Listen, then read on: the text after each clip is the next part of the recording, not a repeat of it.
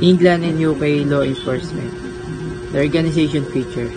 Meron po silang 41 large provincial police forces plus 2 greater in London na tinatawag po nilang Metropolitan Police Force and London City Police. Other kind of police. British Transport Police, Ministry of Defence Police, and the 4th London Authority Police. British Transport Police. Responsible po sila for policing the railways network, including po yung mga train station, train, and some other transport system. Piniprevent and iniimbestigahan din po nila yung mga crime na related po sa transport network para ma-ensure po yung passenger safety and managing incident like accident or disruption. Punta naman po tayo sa Ministry of Defense.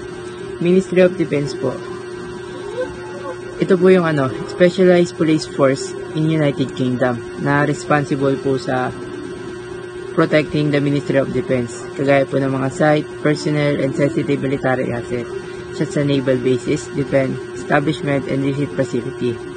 Yung mga MDP po, or Ministry of Defense Police Officer, have a full police power para po makapag-focus sa security, counter-terrorism, and crime prevention related po to defense property and interest. 4th London Authority Police.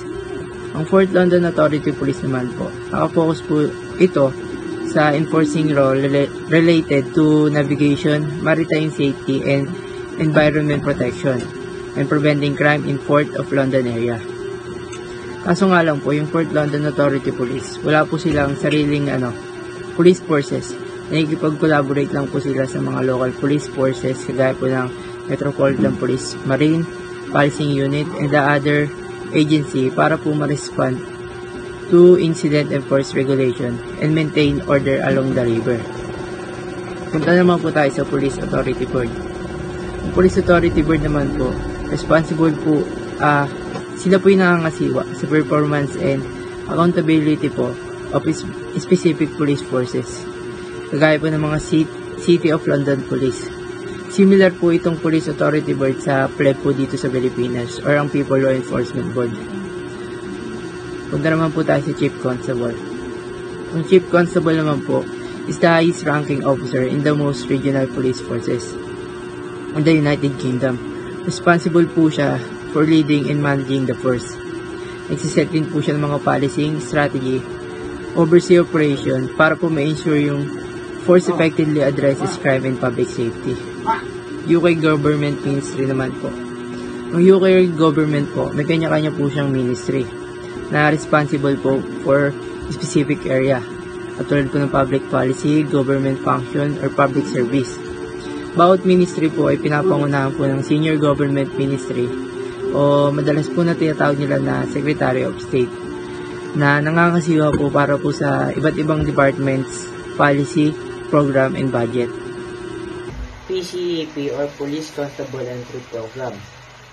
The PCEP curriculum covers topics such as patching in the law, emergency call responses, working with communities, operational policing, legislation and police power, crime investigation, and more.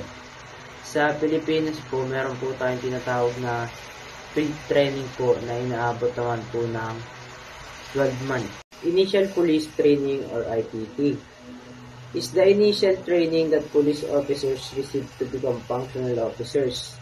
It typically includes learning about the police service and policing issues, training and supervised experience in areas such as patrol, traffic control, firearm use, self-defense, first aid, and emergency responses.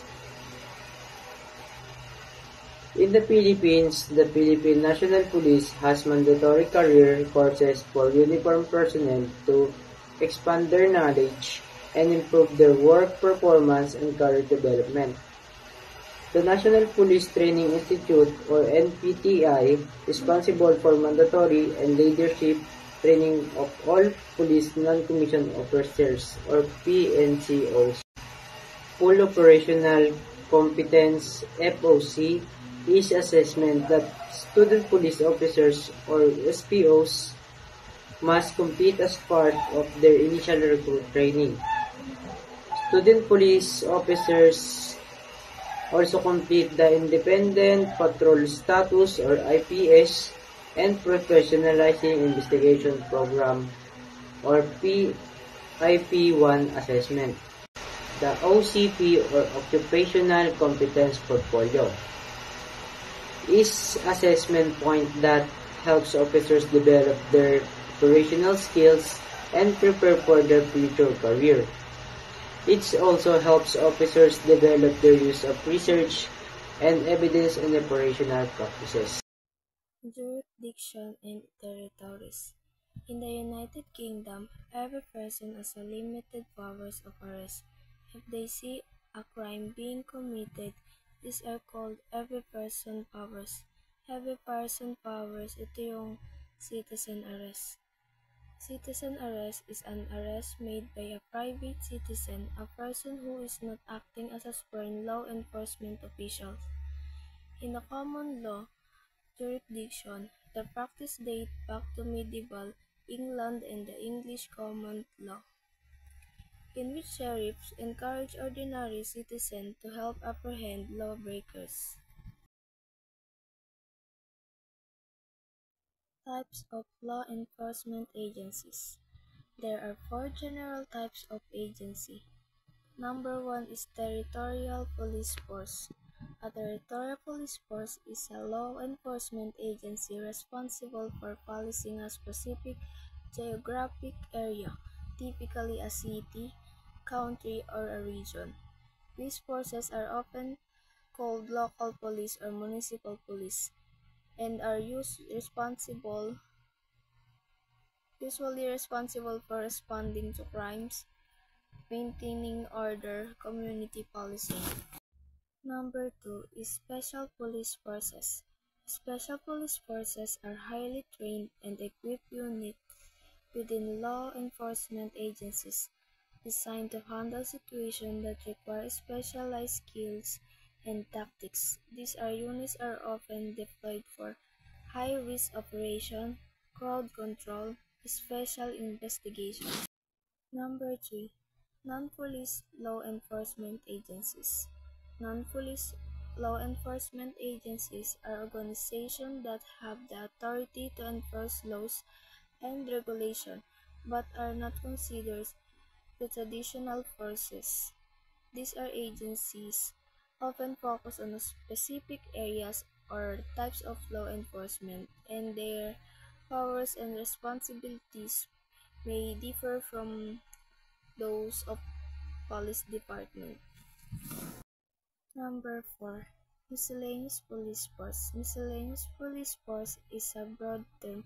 It could refer to a variety of police units or departments.